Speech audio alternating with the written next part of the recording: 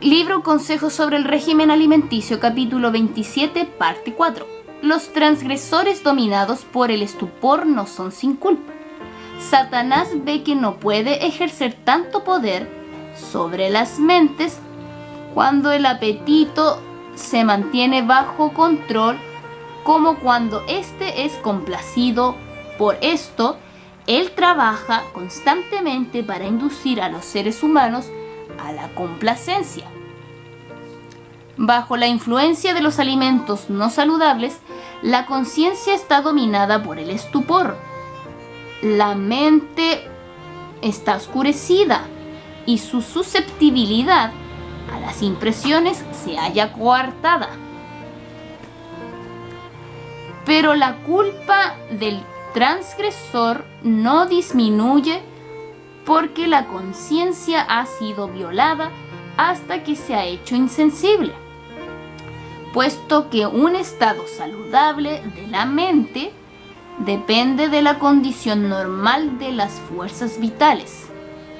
¿Qué cuidado no debiera ejercerse para que no se usen narcóticos ni estimulantes? Y sin embargo, vemos que un gran número de los que profesan ser cristianos usan tabaco. Ellos deploran los males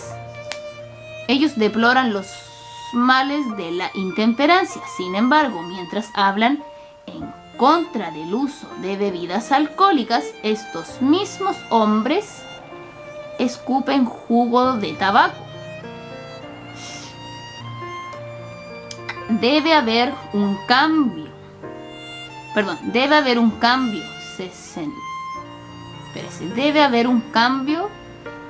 de sentimiento.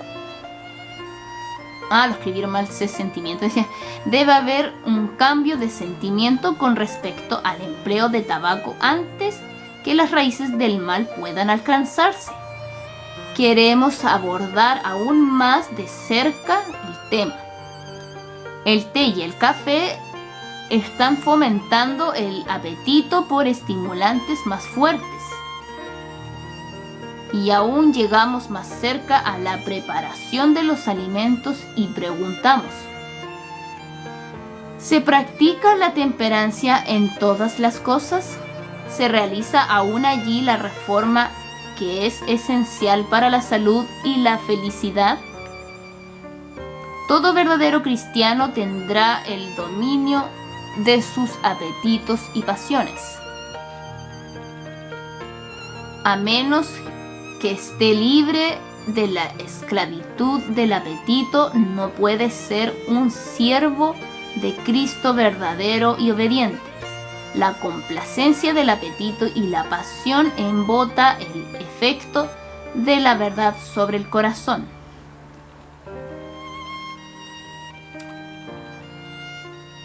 Una batalla perdida contra el apetito. La intemperancia comienza en nuestras mesas por el consumo de alimentos malsanos. Después de un tiempo, por la complacencia continua del apetito, los órganos digestivos se debilitan y el alimento ingerido no satisface. Se establecen condiciones malsanas y se anhela ingerir alimentos más estimulantes. El té, el café y la carne producen un efecto inmediato. Bajo la influencia de estos venenos, el sistema nervioso se excita y en algunos casos el intelecto parece vigorizado momentáneamente y la imaginación resulta más vívida. Por el hecho de que estos estimulantes producen resultados pasajeros tan agradables, muchos piensan que los necesitan realmente y continúan consumiéndolos. Pero siempre hay una reacción. El sistema nervioso, habiendo sido estimulado indebidamente, obtuvo fuerzas de las reservas para su empleo inmediato. Todo este pasajero fortalecimiento del organismo va seguido de una depresión. En la misma proporción en que estos estimulantes vigorizan temporalmente el organismo, se producirá una pérdida de fuerzas de los órganos excitados después que el estímulo pasa. El apetito se acostumbra a desear algo más fuerte, lo cual tenderá a aumentar la sensación agradable hasta que satisfacerlo llega a ser un hábito y de continuo se desean estimulantes más fuertes como el tabaco, los vinos y los licores. Cuanto más se complazca el apetito, tanto más frecuentes serán sus exigencias y tanto más difícil será dominarlo. Cuanto más se debilite el organismo y menos pueda pasarlo sin estimulantes antinaturales, tanto más aumentará la pasión por esas cosas, hasta que la voluntad quede avasallada y no tenga ya fuerza para negarse a satisfacer el deseo malsano. La única conducta segura.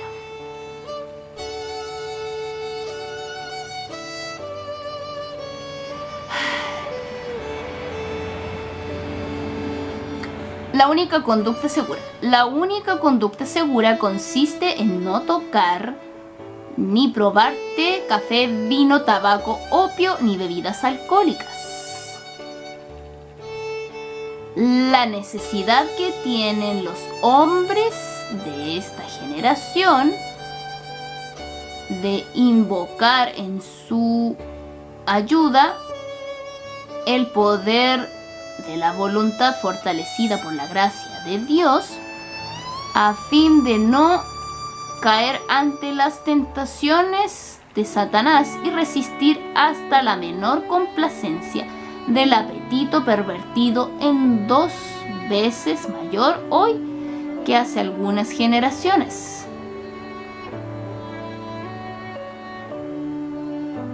El conflicto entre la verdad y la complacencia de sí mismo.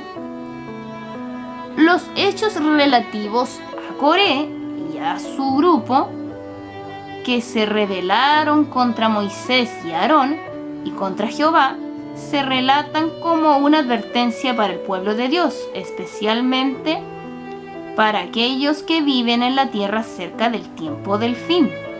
Satanás ha inducido a muchas personas a imitar el ejemplo de Coré, Datán y Abiram, instigando la insurrección entre el pueblo de Dios. Los que se permiten a sí mismos levantarse en contra del sencillo testimonio se engañan a sí mismos y han pensado en realidad que las personas sobre quienes Dios colocó las cargas de su obra fueron exaltadas por encima del pueblo de Dios y que su consejo y sus reproches no se necesitaban.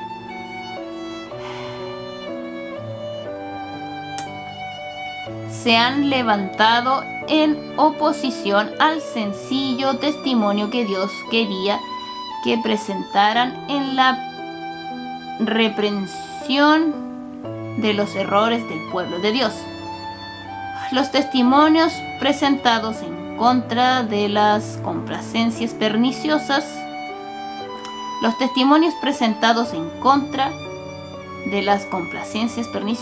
como el té, el café, el tabaco en polvo, el tabaco para fumar, han irritado a cierta clase porque destruían sus ídolos. Porque destruían sus ídolos. Muchos por un tiempo se hallaban indecisos entre hacer un completo sacrificio de todas estas cosas perjudiciales o rechazar los sencillos testimonios presentados y entregarse a las exigencias del apetito. Se mantuvieron en una posición de incertidumbre. Había un conflicto entre sus convicciones de la verdad y su propia complacencia. Su estado de indecisión las debilitó, y en el caso de muchos el apetito prevaleció. Su sentido de las cosas sagradas fue pervertido por el uso de estos venenos lentos. Y por último, decidieron plenamente cualesquiera fueran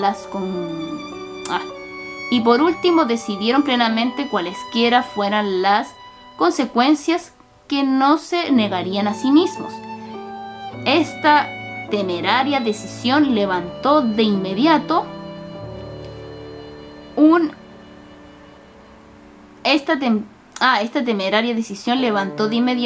muro de separación entre ellos y los que se estaban limpiando a sí mismos como Dios lo ha ordenado, de toda inmundicia de la carne y del espíritu, y que estaban perfeccionando la santidad en el temor del Señor. Los testimonios directos presentados se interponían en su camino y les producían gran inquietud, y hallaron alivio en guerrear en contra de esos testimonios y en luchar para hacer que ellos mismos y que otros creyeran que los testimonios no eran ciertos. Dijeron que las personas implicadas estaban en lo correcto.